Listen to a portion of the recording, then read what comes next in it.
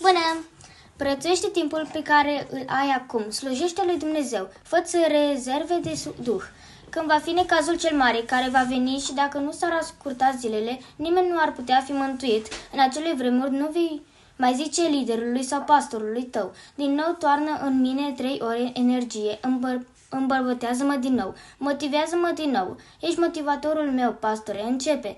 Nu va mai fi o astfel de posibilitate. Biserica înțeleaptă cuvântul lui Dumnezeu, cei care ne ascultă până la marginile pământului, fiți înțelepți. Astăzi este ziua ta, astăzi. E o dimineață și ai o biserică minunată. Nu fi neînțelept. Umple-te de Duhul Sfânt. Respiră Duhul Sfânt. Duhul suflă și îi auzi vocea. El vine și te umple prin cuvânt, prin biserică, prin pastor. Fii deschis. Fii transparent. Folosește acum acest combustibil fără rezerve. Este o oportunitate, este o șansă pentru tine. Pa!